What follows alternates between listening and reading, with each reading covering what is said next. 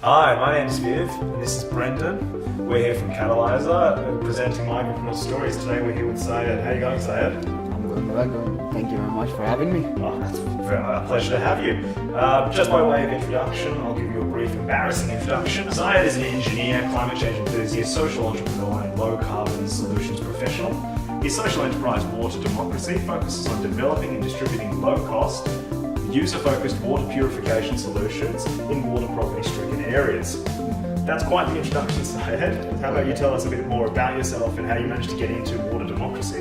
Yeah, so how I got into water democracy was that I made it. so yeah, I'm the co-founder, and how it all started was so we're still in the development phase of the technologies, and how it all started pretty much was that I'm from Karachi originally, Pakistan. So we pretty much had water issues all our lives, and now, like, as I've grown up, my parents, they climbed the social or the economic ladder, whatever the right term is, and now we can afford a lot of things, except that even now, like, we have to purchase water tankers and stuff, so that didn't really resonate very well with me. So I remember seeing your first pitch for water democracy, and then you've gone through the Catalysr Accelerator. You've done sessions with the mentors, and your pitch was 100% different. Very clear and structured, and you can definitely see.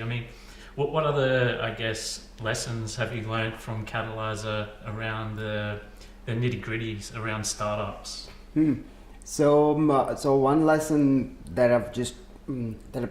I'll come back to the pitches, because the thing that happened with me in those pitches was I was coming from a sales background, so direct people to people sort of sales. So I was very, very confident about my pitching when those pitches that you saw, that was me when I started off. I was very confident about them, and as soon as I delivered them, I knew that okay, you blew, man. This did not work out well, and then I received the feedback from the judges. So one thing that one lesson that I take from my experience at Catalysr, that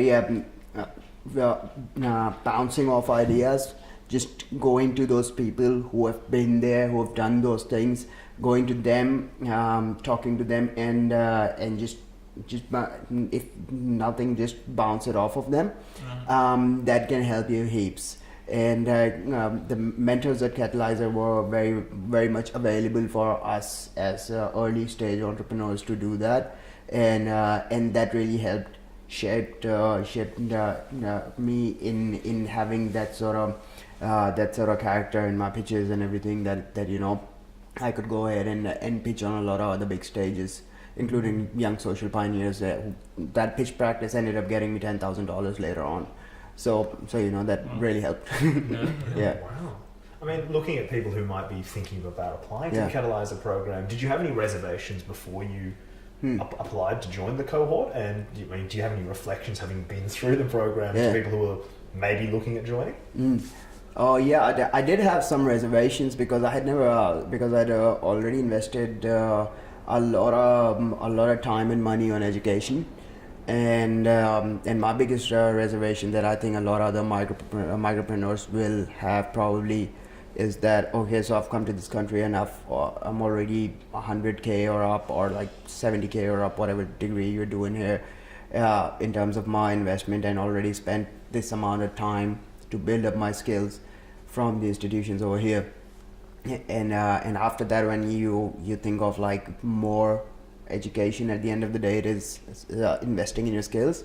It can really make you think a lot, and I did think a lot about that. And but before going, I did think a lot about it. And but the thing was that Catalysr made the conditions that were sort of win-win. Now when you got in, and when you saw the people who were there, you talked to the mentors over there. One thing that you'll find that I found very early on was that everybody was very sincere, and everybody wants you to succeed over there, and that really helps change your mind when you talk to real people in that way, because as I said, I was in sales and stuff, so I had talked to people a lot, and I could sense a bit of different things when I was talking to people, and so that really helped me a lot when I talked to the mentors. Very senior people who would sit down and listen to your idea and give you honest, constructive feedback in terms of what you can do to improve and what you're already doing well.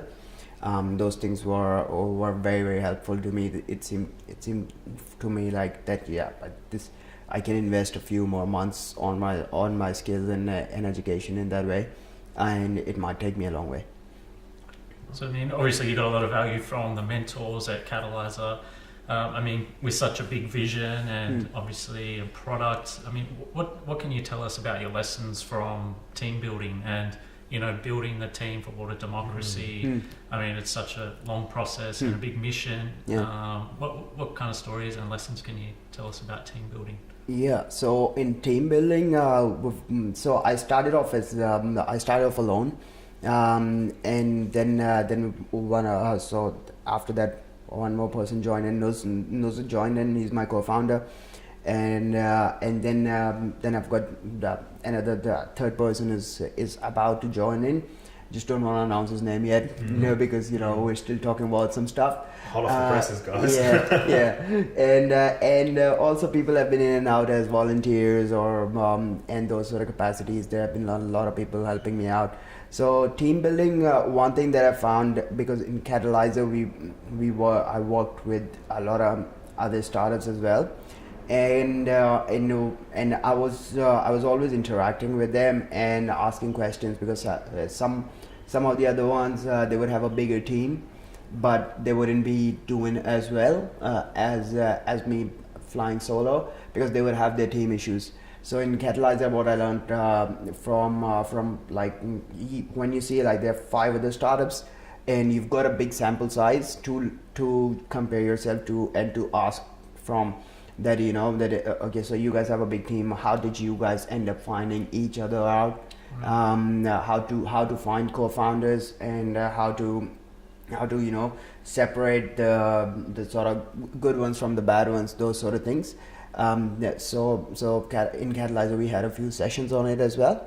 When I was there, one-to-one sessions, and also like I just interact a lot with the cohort. Basically, being in a cohort really helps in that way, instead of just going at it alone as one startup.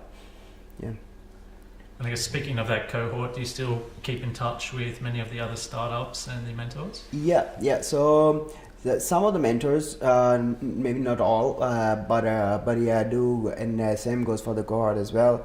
I do keep in touch with a few, and of course, because like one thing is that they always keep on achieving, and they're posting on about one achievement or the other. So I just congratulate them every now and then, just hit them up. So it's hard to miss when your mates are in the news. So they're just whenever you see something like that, I hit them up and how are you guys doing, and like for example, Miralisto is one of them. Zoe and her team are doing pretty amazing work. So keep in touch with her every now and then, and those sort of things. That there are a few others as well, but yeah, it's always good to be in a cohort in that way, because then you can always check up on each other, how your journey is going and everything like that. Yeah, wow. I mean, taking a slightly different tack on water democracy, I mean, one of the things after reading your profile that I noticed is that I kind of became a bit more cognizant of how we as Australians have a relationship with water. Like clean water is a privilege that a lot of people take for a ride. I mean, through your time at Water Democracy, have you had to change attitudes about or educate people about how the water situation generally is, or how we view our relationship with clean water? Oh, yep. I like during a lot of my pitches, I start them off with something on the lines of if like we are 10 people in this room, one person has a muddy glass of water, and 9 other people have nice fresh glass of water. What would you, as the 9 other people, do? So I try to give them that picture, and that's our actual world situation right now, because it's pretty much 10% of the population and that doesn't have access to any sort of clean water, and the rest of the 90% is drinking clean water. So we're literally in that way right now. So I have to give the audience a bit of picture of how things are in reality in that way. But that being said, something that I would like to bring up is that now it's only in many regions of Australia. Yes, we do have clean water as we do have the luxury of taking it for granted. But I've just come back from Walgett a couple of weeks ago, and Walgett, Broken Hill, all of those areas, Menindee areas. We've installed a solar still pilot over there because those regions, they're facing severe water shortages. They're on level 5 and level 6 restrictions right now, and the people, in our taps we're getting nice clean water. Over there, the water that they're getting is not as good as what we are getting. So first there are the restrictions in terms of the quantity you can use, and then there are further qualitative issues that the water doesn't taste the same as it used to before. And yeah, it's on behalf of them, I'd like to we're also running a page called Walgett Water Crisis. You can I'd appreciate if whoever sees this do like that page, because this water crisis is getting out of hand in many different terms, and now the issues are reaching Australia, and that's why now we're developing a solar still that is targeted to Australia. We're working on our newer designs. Earlier ones, we designed them with the developing countries in mind. Now the next designs that we'll be announcing soon, they are designed for Australia, and for rural Australia, in places like Walgett and Menindee regions, where we are facing all of these problems, so that people over there can desalinate and use their own water. Wow. Yeah. Wow, that's quite an impactful story. I mean, in terms of the examples that you use, in terms of the 9 fresh glasses and the 1 mud glasses, do you find that that's enough in terms of impact generation? Good question. Sometimes yes, sometimes no. Okay. Sometimes it's some crowds would be a bit more responsive to that sort of example. Some crowds might have heard a water story here and there every now and then, sort of thing. So they might not be as responsive to it, and a lot of because we get so much information now every day. There's always also a factor of us being just indifferent to a lot of things. Not picking on anyone's in specific. It's just generally how sometimes we can get it, including me, that if I'm getting 10 different appeals every day, then then people start being indifferent at times. But other than that, generally I'd say these sort of examples suffice, but you always got to target whatever you're saying to your audience. Always tailor it. Sometimes I use my personal examples of how when I was a kid, I used to climb up the water tankers. A lot of my cousins would still be doing it. That you just, because when the water tanker comes, it's not like here that whatever quantity you're paying for, that you're gonna get that. The tanker guy just might give you just half the water and just run out, just be like, oh yep, it's all done, sort of thing. And it's just like it's just as a measure, I just climb up. I used to enjoy it, to be honest. When you're a kid and you can climb up a truck and just open the tank up and see all the water going on. I had a bit of an engineering knack even then, so I used to enjoy all of these things. But if you think about it from now when I think about it, I'm like, Okay, so maybe we shouldn't have to do those things that, but maybe people should be a bit more honest in those transactions. But yeah, there's but our side of the world is a lot more socially complex in those ways that there's a lot you have to do, or a lot of checks and balances. No matter where you're coming from, Pakistan, India, Bangladesh, Zimbabwe, it's very common in developing countries that I found out later on when I started interacting. There are a lot of the checks and balances. You can't really rely on the government or rely on the authorities. You just have to do stuff yourself. That played a big role in me coming up with Water Democracy, because the point of making these technologies and having these technology, this solar still, we've named it the Tunky, and having Tunky the way it is because the aim is not just to make a good product. The aim is to make people in charge of their own water purification. The aim is to for everybody to be autonomous in that way, that you rely on yourself, and you do and bypass the authorities, or not having to wait for the infrastructure to reach you. Instead we deliver you solutions that will help you have good clean water by the time that infrastructure or those authorities reach you, if ever. Because in a lot of countries, there are a lot of areas where there has been villages or places that have been untouched by any sort of development for the past 50 or 60 odd years. So if we keep on waiting for those infrastructure developments to reach those places, I personally think that we're gonna lose millions of more lives. So what we gotta do is make more and more innovative solutions to get the solutions to them, and then teach them how to maintain those. And the biggest part of it is that our products, they can be maintained by pretty much anyone after they've spent like 10-15 minutes with us.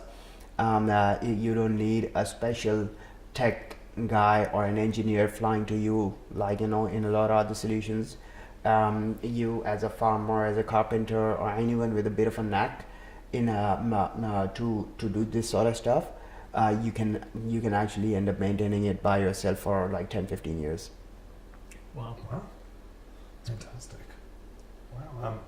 I did have another question, but it was slightly off track. I mean, you have a lot of vivid examples from your time in Karachi. You have a lot of vivid examples from your time in Broken Hill and the like.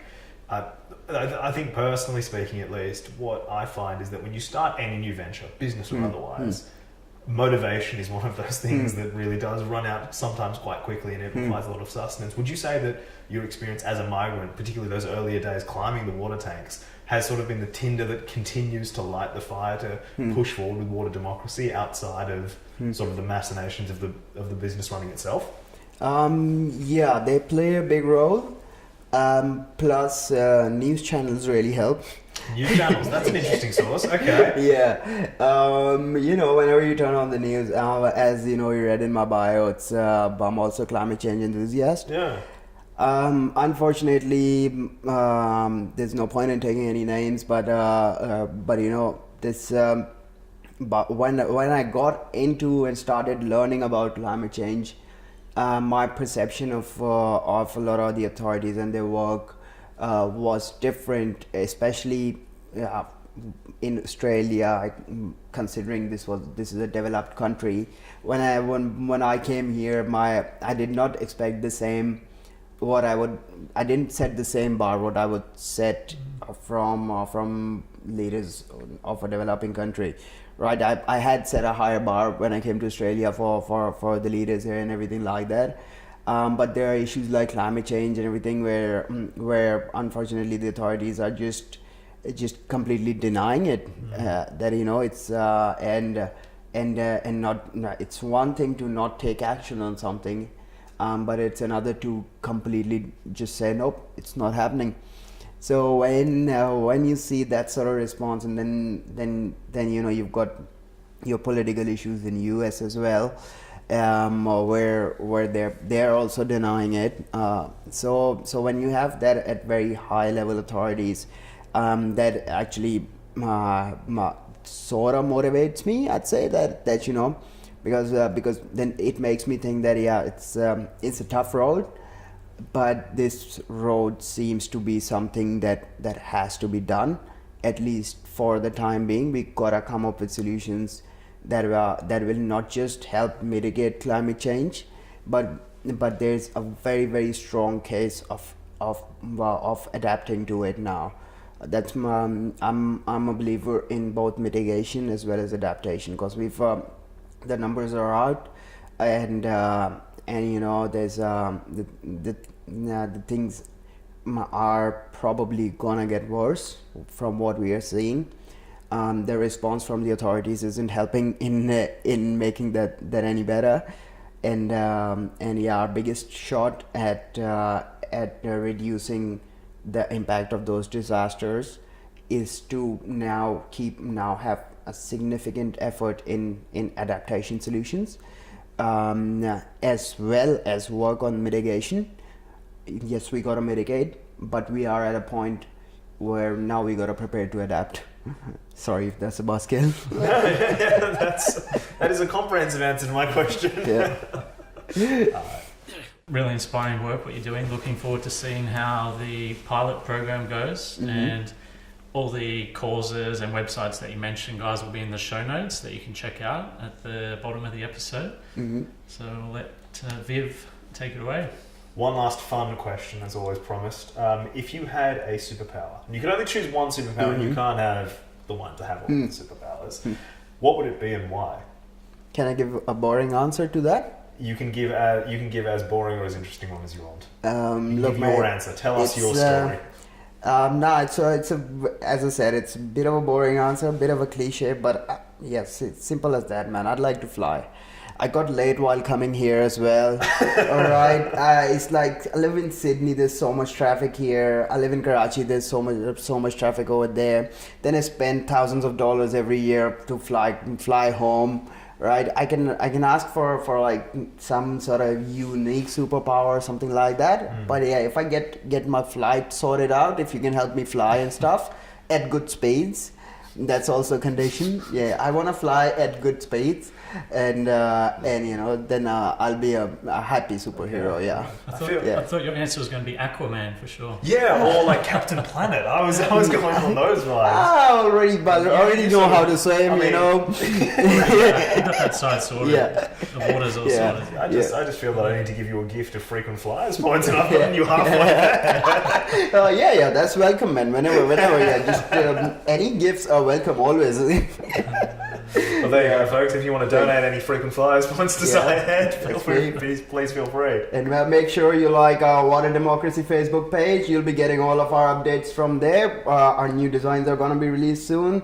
And please like our World Get Water Crisis page as well. In that one, I'm working with a group of Indigenous ladies who are very helpful and very passionate about this issue. And that will help you stay on board with what's going on in the water crisis in Australia and in the Walgett region. Right, thank you very much. Thank you. Thanks, guys.